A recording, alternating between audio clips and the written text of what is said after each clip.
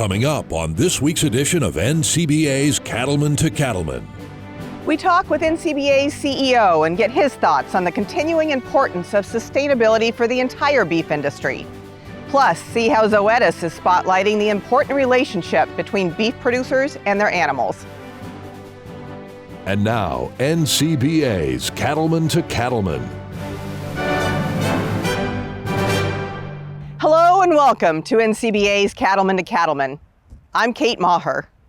Last month, the USDA released findings from the 2022 Ag Census, a once every 5-year survey that offers a look at the current state of American agriculture.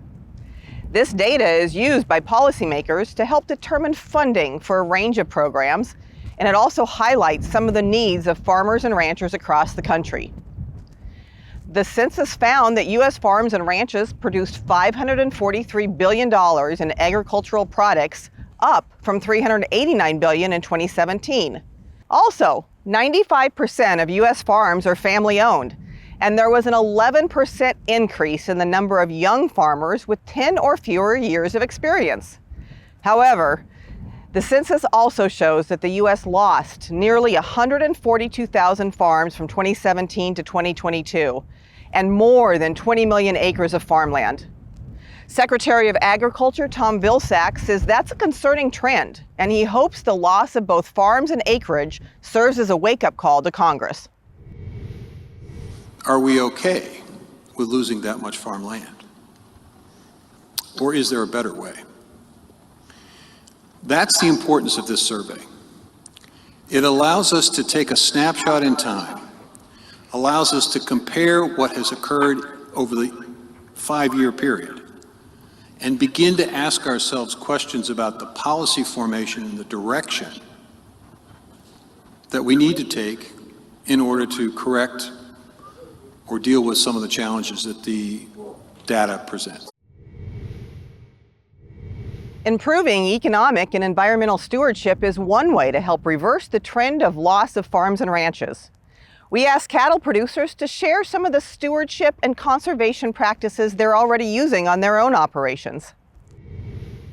Environmental stewardship is very important in our operation. We use it in our grazing management systems and in our feedlot and our crop production systems too. No-till, cover crops, hugely important. We do a lot of rotational grazing, a lot of forestry practices. We're having problems in our area right now with the black vultures coming all the way up to Missouri, so we are in contact with conservation on how to dispose of those correctly.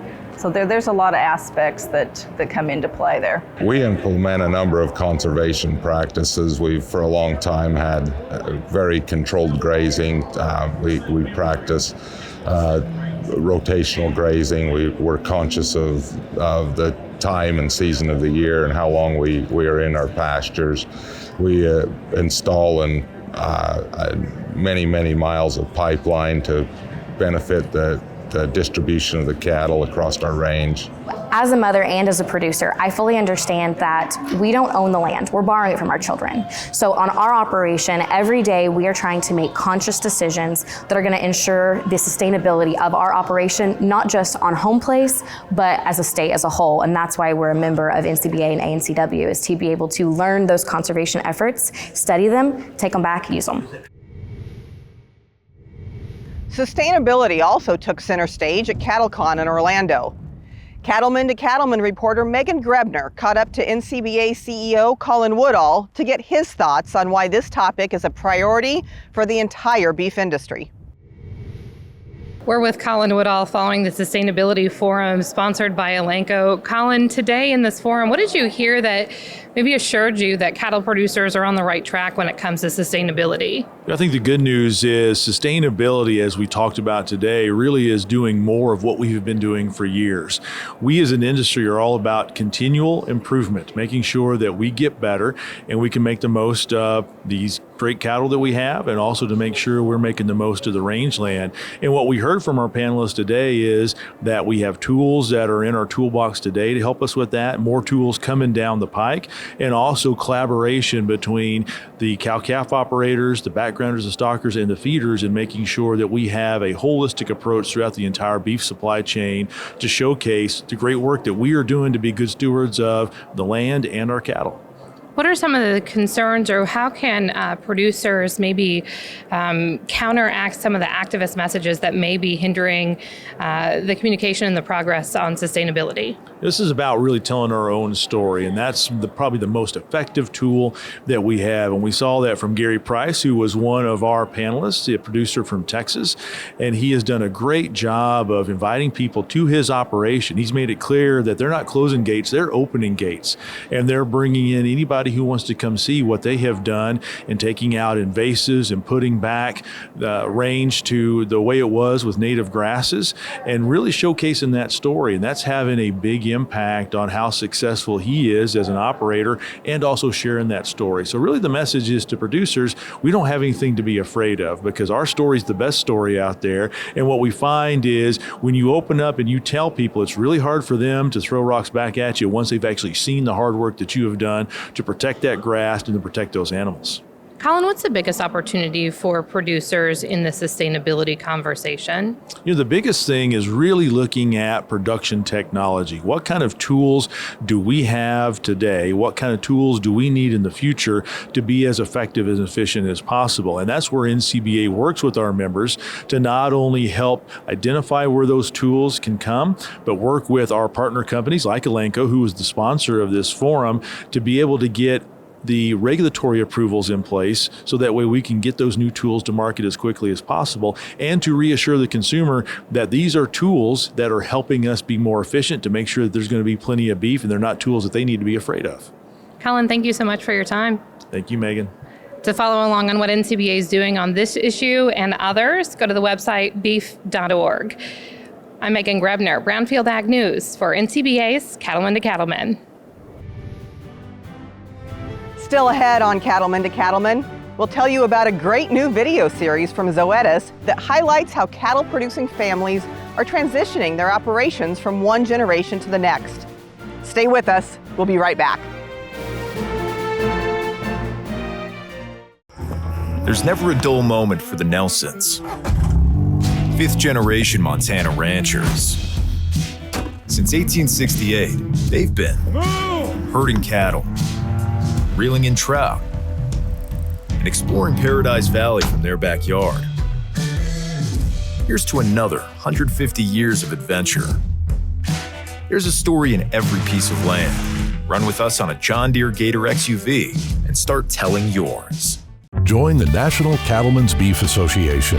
NCBA is the oldest and largest national cattle industry organization working to defend your interests in Washington, D.C. And there are big benefits to being a member. You'll get news you can use in the National Cattlemen, email updates in the NCBA Beef Bulletin, plus big discounts only for NCBA members. Join by calling 866-233-3872 or online at ncba.org.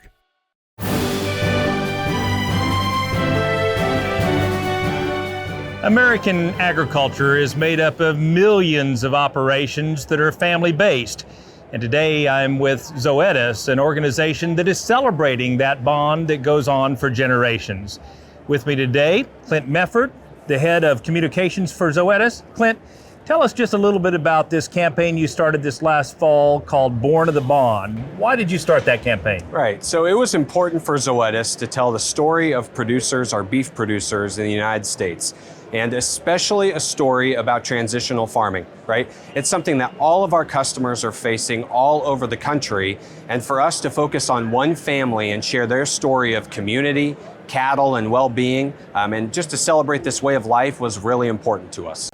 And I have to say, you picked quite a family. Tell us a little bit about why you chose the Schuler family for this first episode. Well, first off, they're great advocates for the beef industry. They're innovative, they've been in this for decades, but at the same time, they're going through a transition. So David, of course, who we'll hear from, is going through that with his family currently, but him and his wife are great supporters of their community. They're involved, and at the same time, they are in an amazing place in this country in the Sandhills of Nebraska, right? One of the best stories that we have in the cattle industry for sustainability is the Sandhills of Nebraska. And David Schuler, you come to us from Schuler Red Angus of Bridgeport, Nebraska. Tell us a little bit about what it felt like to be selected to serve as a spokesperson. Yeah, when Zoetis came to us with this opportunity, we had to jump at it. And I don't think we quite knew what we were getting ourselves into when they came to the ranch with their SUVs and company crew. And it was just a special moment to be able to share the story. I say the best days of ranching are when we get to share our story, and I appreciate being able to do that. And Zoetis put together such an incredible episode series with it. And I don't think we have a very unique story. I think it's happening across the nation in this transitional period. And I enjoy the challenges I had, and looking back now and what we have to go in the future, I think it's something that we're all gonna have to see in our futures in family farms and ranches. One of the things that really struck me about what I saw was your dad made a comment. He always wanted you to come back, but he said it had to be his decision. How did you make that decision to come back to the home ranch? Yeah, I was blessed in college to have an opportunity to, for one, have an opportunity to go to college, and two, have the opportunity to come back to the operation after that full time. And I have to thank my grandparents, my parents for that. And I had to think hard about the opportunities that college led me with careers, corporate, my friends that I made there that to this day has built me. But I brought all that back to the operation. I had to choose 100% one or the other. And when I chose 100% to come back to the ranch, it was a hard time, a stressful time of what that looks like. I know that I'm not the only one seeing that happen, but when now that I'm 4 or 5 years down the road, I know I made the right decision, and I get to bask in the flowers of that. Yeah, and you said it right. I think there are a lot of people like you who are trying to make that decision, and similarly, a lot of families trying to figure out how they're going to incorporate the next generation in and make it all work financially.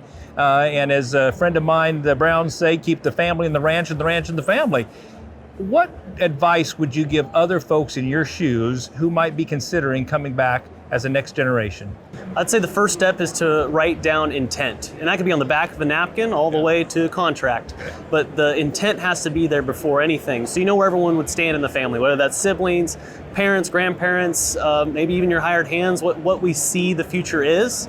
And now we have something to start our conversations with. And when we have those conversations now, that helps so much more than having to have it at a time that's not quite of a likely time to have it. And we hope to have it done before those moments happen.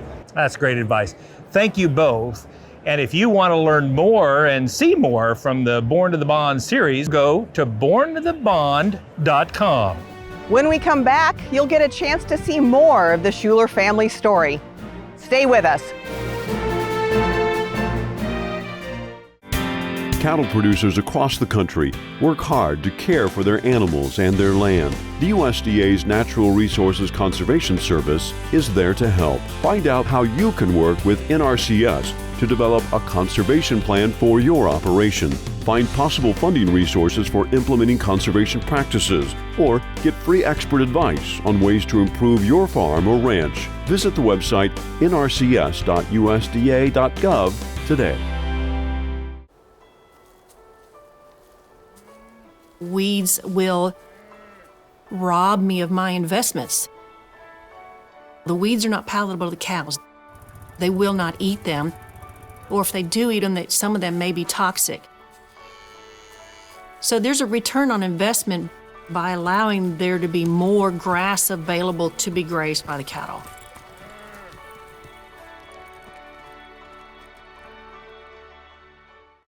CattleCon's headed to San Antonio, February 4th through 6th, 2025, where farmers and ranchers gather to shape our industry's future. Remember, if you ain't at the table, you might just be on the menu. Check out the latest in ranching at the Texas-sized NCBA trade show. Network, learn, and grow your operation. Don't miss this chance to steer the cattle biz in San Antonio, where the Alamo spirit lives on. Visit convention.ncba.org for details. CattleCon 2025, where the beef industry meets.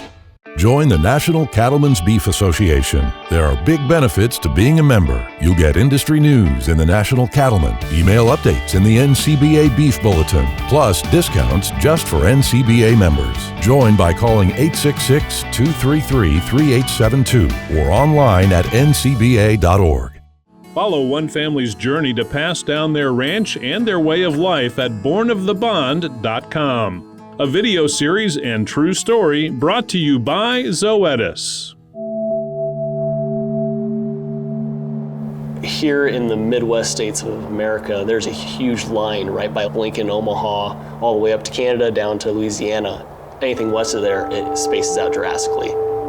There's not very many people within 20 miles of your nearest neighbor. A nearest neighbor that's your age, you're looking pretty hard to find.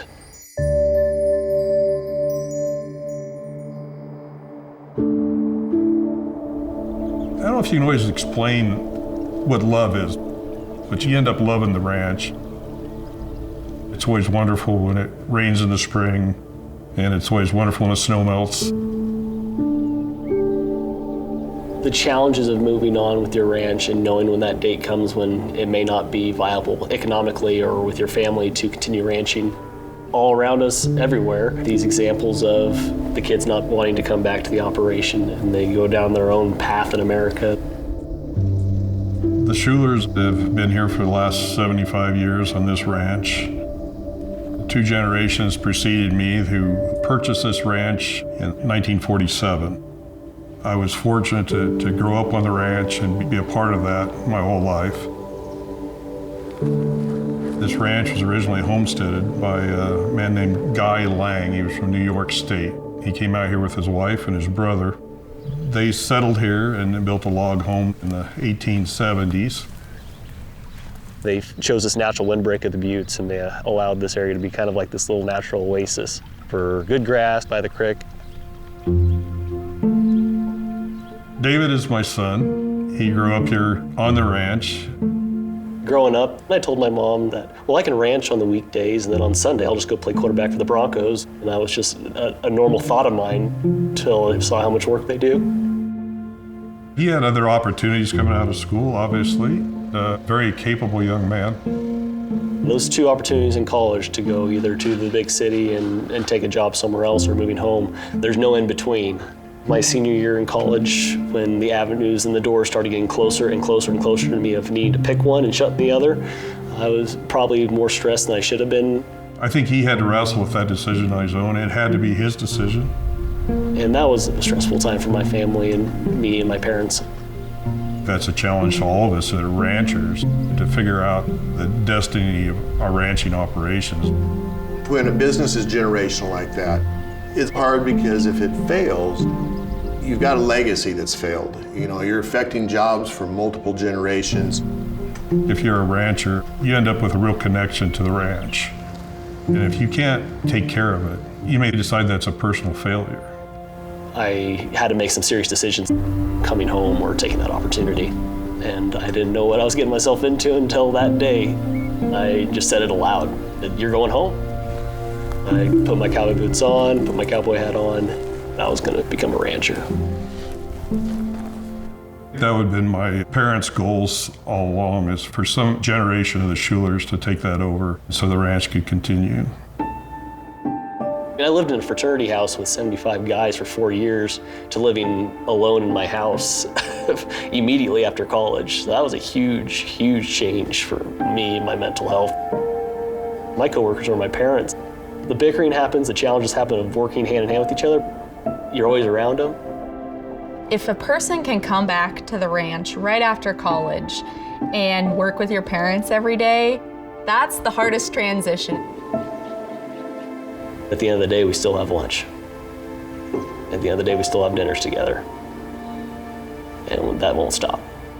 I'm very fortunate. With David, you know, when is he ready to take over the ranch? I mean, he's ready now. But I will always be ready to help him. I hope I could do that for a long time.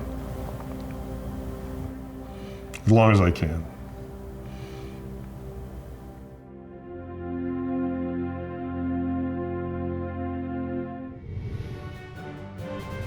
Next up on Cattlemen to Cattlemen, we've got a look at a company that can make your life easier with their hydraulic portable corrals on wheels.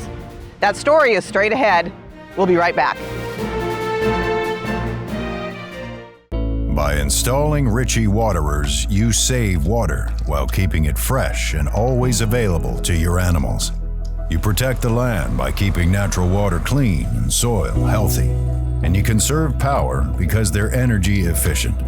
We're committed to helping you create a prosperous, sustainable, and regenerative future. Because we know, like you know, that every saved drop matters. Ritchie, fresh water for life. Are you concerned about the impact government policies could have on your cattle business? One way to make your voice heard in Washington is by joining NCBA. When you join, you'll be part of the nation's oldest and largest national cattle industry organization that has a professional team working in Washington, D.C. on issues that matter to cattle-producing families nationwide. Don't stay on the sidelines. Make your voice heard by joining NCBA today at the website ncba.org.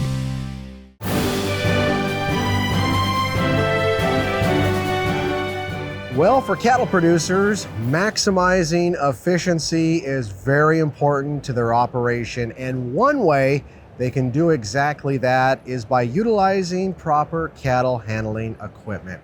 And joining us from Rawhide Portable Corrals is Heather Dallas. And Heather, you're the daughter of John McDonald, the founder of Rawhide Portable Corrals. And truly, for over 22 years now, you guys have been innovators in this area, helping ranchers across this great country of ours maximize efficiency, get the right cattle handling equipment on their farms and ranches. And this year is nothing different. Give us some of the details about what's new with you guys. Sure.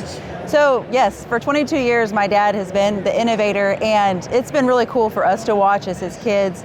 All the years, if he sees a problem, he fixes it. Through all these 22 years, we continue to make new changes. And this year, we have a new patented change that we're very excited about. He has added a torsion axle suspension system to our corrals. And so now, not only will it make the ride smoother for you as the driver, but it's going to make it easier on your corral as well as easier on that really expensive vehicle that you're driving it with. So, we want to protect you and your vehicle, and it's also going to come with brakes. And so we've got that as one of our new patents. And then we also have a racking system that was patent pending, and we found out today it's officially patented. So it's an exciting week for Rawhide. Absolutely. Yes. Well, congratulations Thank on you. that. But, just taking it a step further, when we talk about portable corral systems, how important is it, or how cool is it, let me put it that way, for these ranchers to be able to take something like this from Rawhide Portable Corrals, take the system itself to where the cattle is at versus vice versa? No, it's easier, but it saves so much time, the efficiency. When we were kids, it was a process, even a 2-day process. You got to take your panels, you're going to set things up, you got to take your horses, catch your cows, take them home, bring them back. Now it's all in one thing. You take your corral, you do it all in one place, you go home.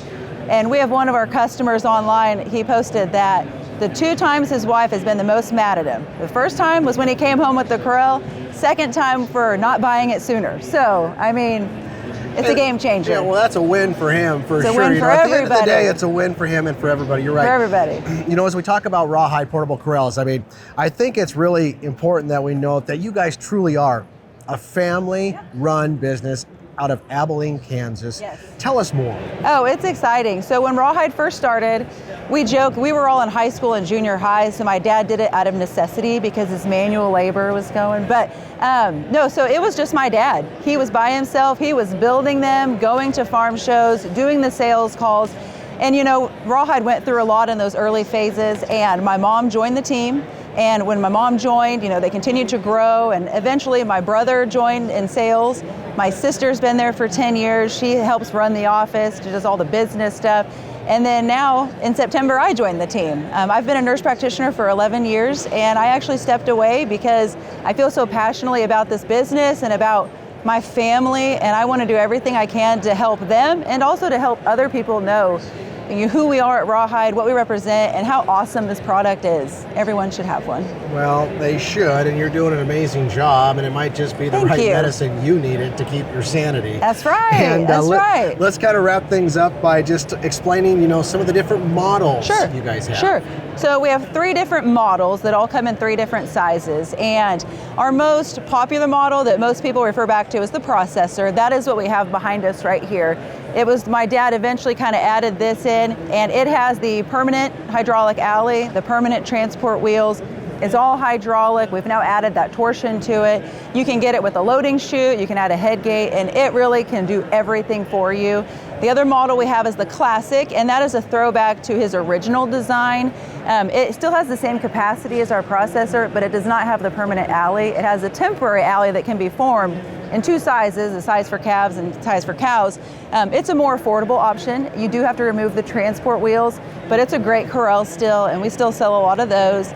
And then a couple years ago, he invented the Rancho Deluxe, and it is our largest corral. It can hold up to 600 head, steer weight, and you can form 4 pens for sorting, and it's a really good catch pen. It doesn't have an alley at this time. We're working on that. It's got dual wheels because it's heavier, but it's a great corral for people just needing to catch a lot of cattle. And so we feel like we have a corral for everybody's needs, and give us a call. We would love to help people figure out which one is right for them. Yeah, absolutely, and we appreciate your time, Yes, but that thank is you. all the time that we have. But Yeah.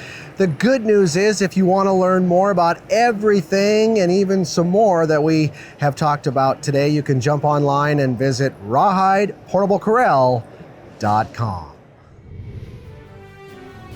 Well, that wraps up this edition of NCBA's Cattlemen to Cattlemen. Thanks so much for spending time with us. We'll see you again next week, right here on RFD TV.